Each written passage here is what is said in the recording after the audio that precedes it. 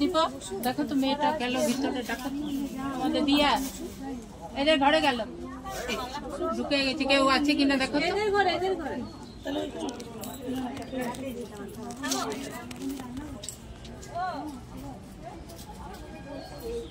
বড় ভাই ওদের দাঁড়া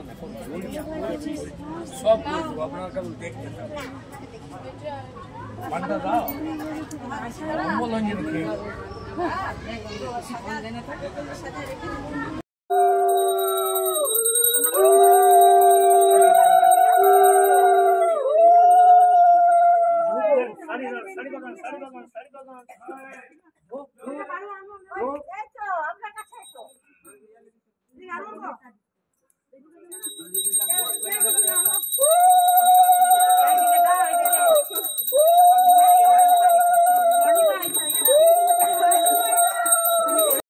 সুরাসুর অসুর যখন সমুদ্র মন্থন করেন সেই সমুদ্র হইতে হলাহল কালকূট বিষ যখন উঠে সেই কালে মহাদেব শ্রী দুর্গা স্মরণ করিয়া বিষ পান করিয়াছিলেন।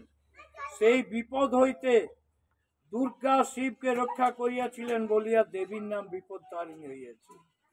সেই সম্বন্ধে আরো একটি প্রচলিত আছে। গষ্ঠে জৈবার সময় মা যশোদা শ্রীকৃষ্ণের হস্তে দুর্গা নাম স্মরণ করিয়া একটি কবচ বাঁধিয়া দিয়েছিলেন।